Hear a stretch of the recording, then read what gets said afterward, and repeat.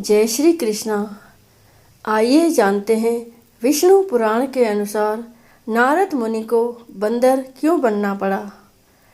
नारद बड़े ही तपस्वी और ज्ञानी ऋषि हुए, जिनके ज्ञान और तप की माता पार्वती भी प्रशंसक थी।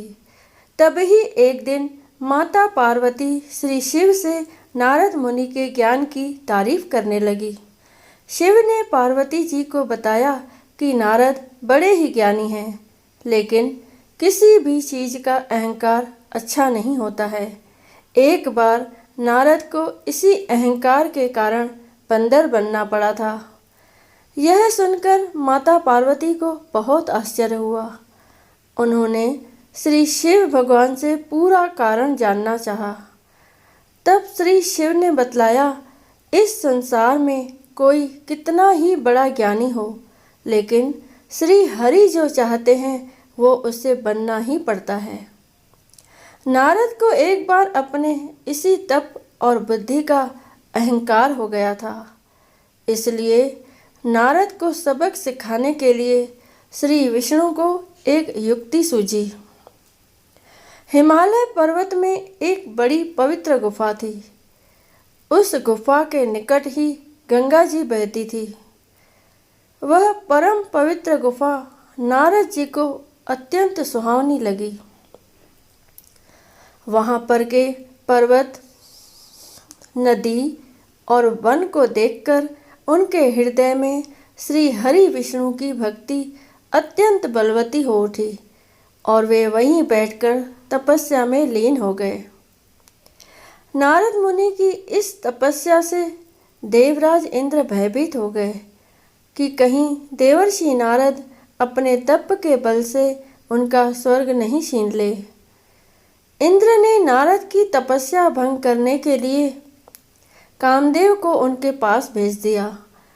वहां पहुंचकर कामदेव ने अपनी माया से बसंत ऋतु को उत्पन्न कर दिया। पेड़ और पत्ते पर रंग बिरंगे फूल खिल गए, कोयलें कूकने लगी और भौरे गुंजार करने लगे।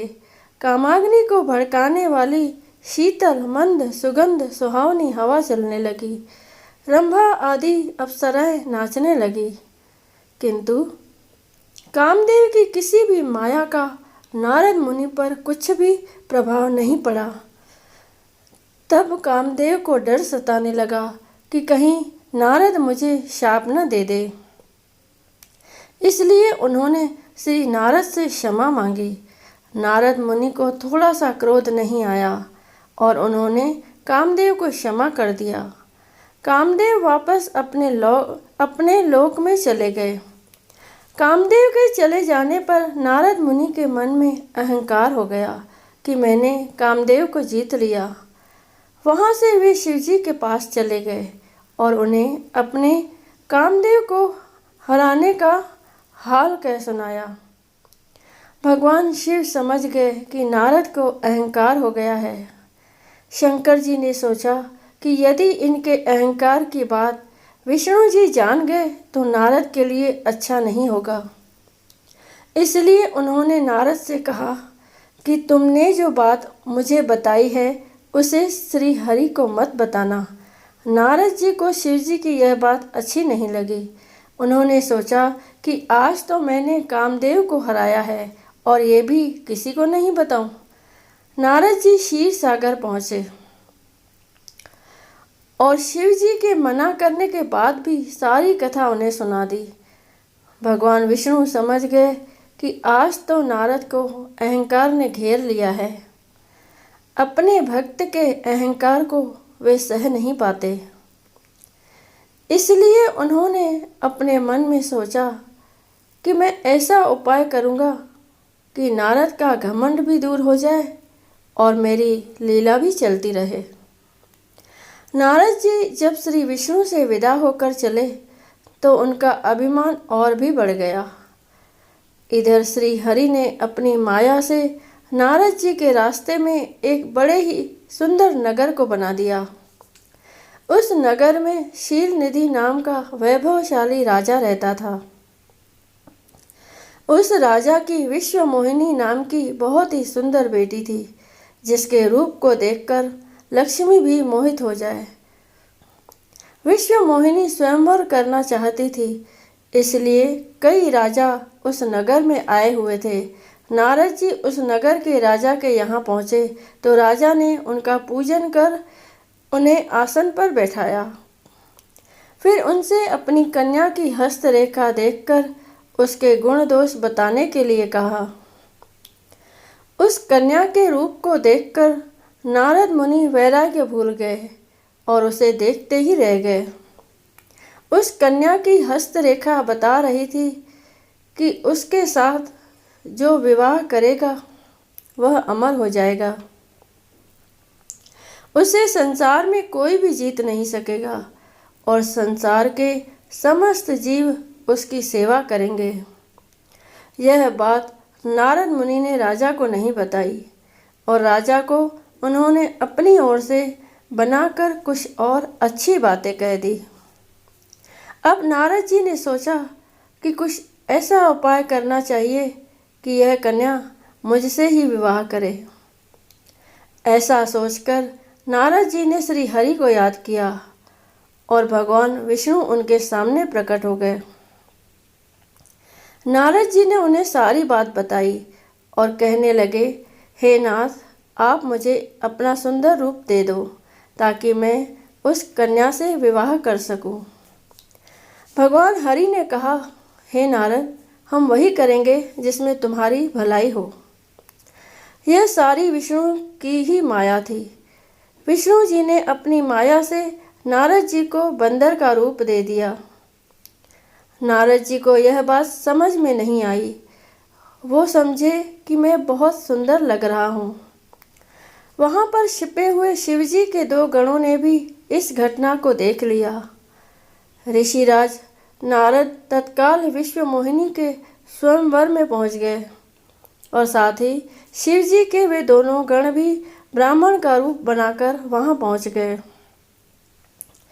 वे दोनों गण नारद जी को सुनाकर कहने लगे कि भगवान ने इन्हें इतना सुंदर रूप दिया है कि राजकुमारी सिर्फ इन पर ही रीझेगी।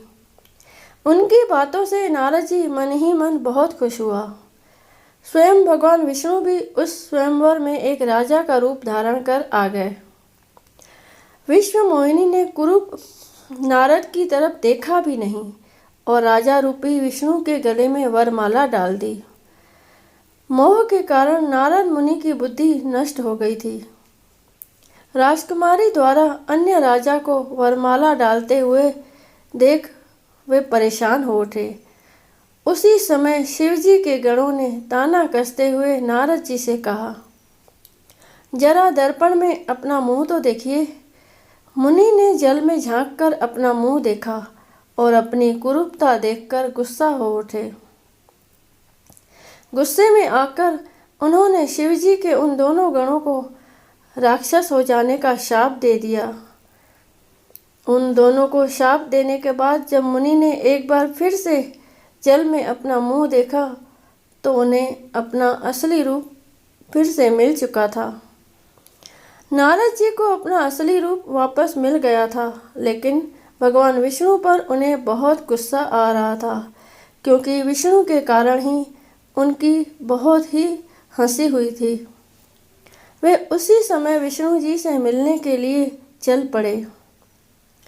रास्ते में ही उनकी मुलाकात विष्णु जी, जिनके साथ लक्ष्मी जी और विश्व मोहिनी थी, से हो गई। उन्हें देखते ही नारद जी ने कहा, आप दूसरों की खुशियां देख ही नहीं सकते। आपके भीतर तो ईर्ष्या और कपट ही भरा हुआ है।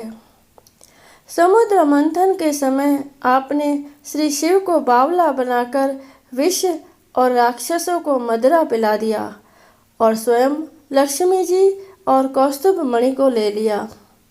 आप बड़े धोखेबाज और मतलबी हो, हमेशा कपट का व्यवहार करते हो।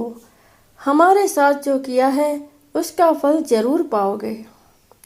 आपने मनुष्य रूप धारण करके विश्व मोहिनी को प्राप्त किया है, इसीलिए मैं आपको शाप देता हूँ कि आपको मनुष्य जन्म लेना पड़ेगा। आपने हमें स्त्री से दूर किया है, इसलिए आपको भी स्त्री से दूरी का दुख सहना पड़ेगा। और आपने मुझको बंदर का रूप दिया, इसीलिए आपको बंदरों से ही मदद लेना पड़ेगा। नारद के श्राप को श्री विष्णु ने पूरी तरह स्वीकार कर लिया और उन पर से अपनी माया को हटा लिया। माया के हट जाने से अपने द्वारा दिए शाप को याद करके नारद जी को बहुत दुख हुआ, किंतु दिया गया शाप वापस नहीं हो सकता था। इसलिए श्री विष्णु को श्री राम के रूप में मनुष्य बनकर अवतरित होना पड़ा। शिवजी के उन दोनों गणों ने जब देखा कि नारद अब माया से मुक्त हो चुके हैं, तो उन्होंने नारद जी के पास आकर और उनके चरणों में गिरकर कहा, हे मुनिराज, हम दोनों शिवजी के गण हैं। हमने बहुत बड़ा अपराध किया है, जिसके कारण हमें आपसे शाप मिल चुका है। अब हमें अपने शाप से मुक्त करने की कृपा करें।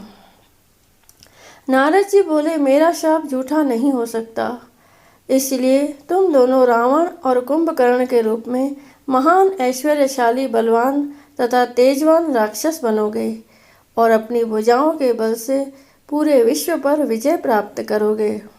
उसी समय भगवान विष्णु राम के रूप में मनुष्य शरीर धारण करेंगे। युद्ध में तुम दोनों उनके हाथों से मारे जाओगे और तुम्हारी मुक्ति हो जाएगी। जय श्री कृष्णा।